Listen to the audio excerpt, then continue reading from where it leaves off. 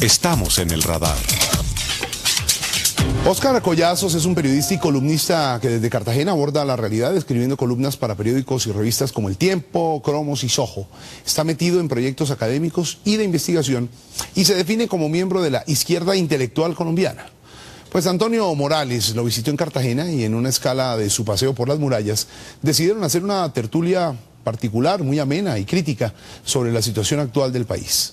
No dejaron temas sin tocar: reelección, popularidad de Uribe, narcoparamilitarismo, falsos positivos, crisis mundial, candidatura de Santos y hasta oposición. Vale la pena oírlos. Antonio Morales entra al radar. ¿Usted qué cree que ha sido lo más complicado y lo más contradictorio de estos tiempos en este momento? Lo más contradictorio es que hemos tenido durante 6 años, vamos a tener durante 8 años, un presidente que fue elegido, reelegido por mayorías, evidentemente, que le prometió al país curar la enfermedad con métodos que no han curado la enfermedad, sino que han creado nuevas enfermedades en el funcionamiento del Estado.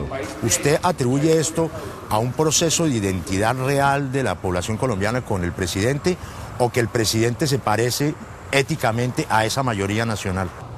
Hay una identificación sin duda, y eso es lo extraordinario en este proceso, la relación que guarda el presidente con unas mayorías que lo siguen apoyando. Por encima de cualquier escándalo, el presidente sigue sosteniendo esos altos niveles de popularidad. ¿Qué pasa?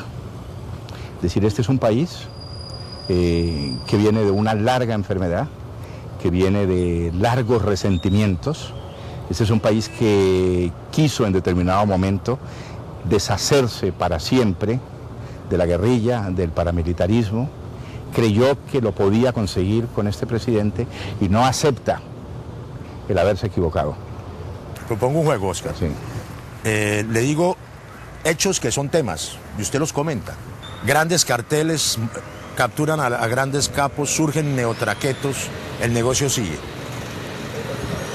Mire, aquel a quien la realidad, cualquier tipo de realidad, no modifica, no cambia, no lo hace cambiar de estrategias, es un imbécil. Y por supuesto, Colombia ha vivido uno de los fenómenos más inteligentes y perversos en el narcoparamilitarismo.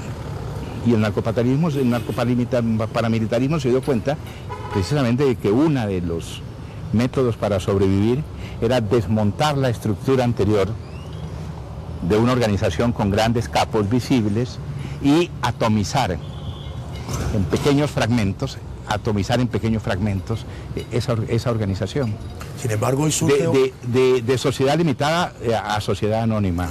Pero no parece que se vaya a descarrilar ese proyecto. No se va a descarrilar porque los rieles no se han desmontado todavía. Usted sabe que tradicionalmente... Las pistas están, los cultivos están, los laboratorios existen. Se creó un fenómeno que se va a convertir o se está convirtiendo otra vez en el multiplicador de otras formas de violencia, de las mismas bajo otras formas de organización quizá, y fue el narcoparamilitarismo. Hay quienes dicen que con ese fenómeno y con 4 millones y pico de desplazados, la semilla de la próxima guerra, cuando no hemos salido ni curado las heridas ni la enfermedad, ya está sembrada. ¿Usted es así de pesimista, Óscar? Mira, a mí me decía un expresidente hace muy poco, un expresidente de Colombia, no lo cito, decía, hicimos un proceso de paz sin haber conseguido la paz. Ajá.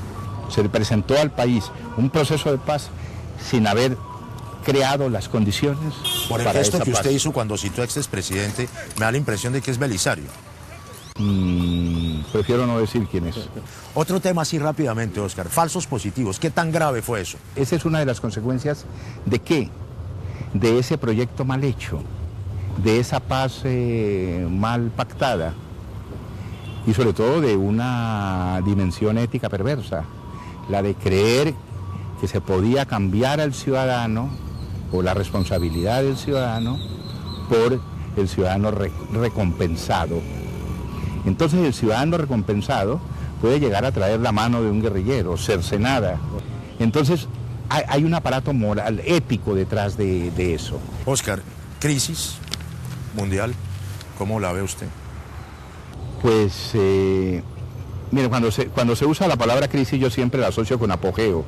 Entonces siempre digo, no sé si en serio o en broma, que las crisis para los colombianos son menos impactantes y menos dolorosas porque la mayor parte de los colombianos no hemos conocido el apogeo.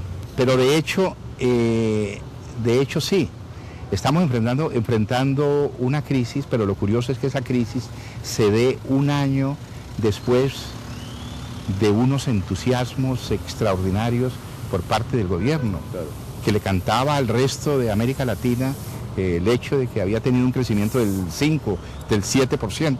Yo diría que este país es fundamentalmente un país no solamente de economía informal, sino de vida cotidiana informal. Y de ética informal. Y de ética informal. La informalidad nos permite sobrevivir por encima de los fracasos de las instituciones y de los macroproyectos de los gobiernos y de los estados. Por eso hay una guerra estable, tal vez, que no necesita ser ganada ni perdida por nadie.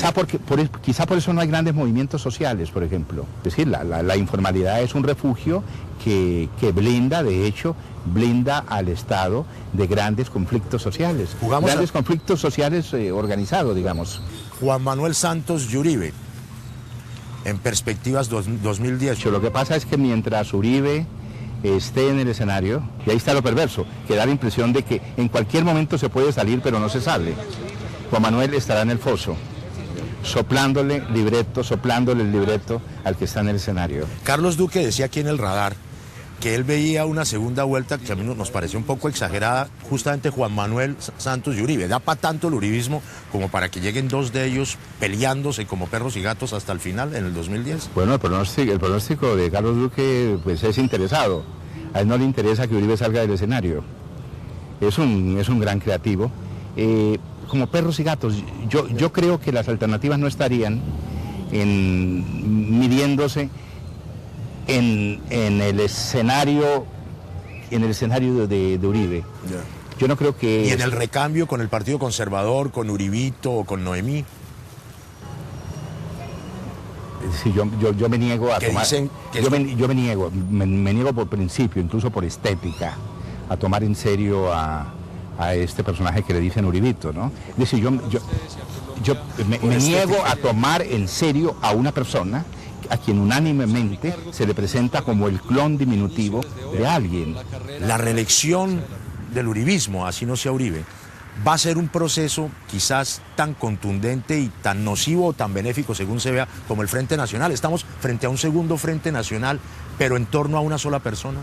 Sí, esa es una reflexión muy interesante y es una reflexión que se acerca bastante a la realidad. Es decir, Uribe está quemando a dos generaciones. Está quemando dos generaciones donde podían haber salido incluso alternativas de gobierno dentro del mismo establecimiento. Uribe está cortando la posibilidad de que el mismo establecimiento se modifique a sí mismo con alternativas distintas del Partido Liberal, se regenere con alternativas distintas del Partido Liberal o del Partido Conservador. Ni se diga de las otras formaciones políticas que se han creado al margen de los partidos tradicionales. Entonces... ¿Y la izquierda? ¿O la oposición en general, el Partido Liberal, el Polo? Es una posición bastante conflictiva en todo sentido. Es una posición que no podría, sino en caso extremo, llegar a tener un proyecto común. Pero cuando me hablas de la izquierda, yo tengo a veces una percepción desalentadora, y es que la izquierda colombiana, yo vengo de la izquierda colombiana, de la izquierda intelectual colombiana, no se ha dado cuenta que la Guerra Fría terminó hace 20 años. Y todavía las disputas ideológicas al interior de los partidos de izquierda hacen suponer que existe todavía el antagonismo de la Guerra Fría. Entonces, los conflictos ideológicos y las purezas ideológicas y las demarcaciones conceptuales al interior de la izquierda son la gran fiesta que baila la derecha. Muchas gracias por haber estado en el radar, pero caminámonos para algún lado por acá cerca, ¿no? ¿A dónde podríamos irnos? No sé, invíteme, camine. Bueno, le invito, pero vamos a hacer una sorpresa. Bueno, listo. Bueno, y terminamos con esta entrevista desde Cartagena. Se fueron a tomar algo, ustedes también tienen derecho a hacerlo y a descansar, por supuesto. Y esta frase de Iván Kliman: no es posible asegurar el futuro, solo es posible perder el presente.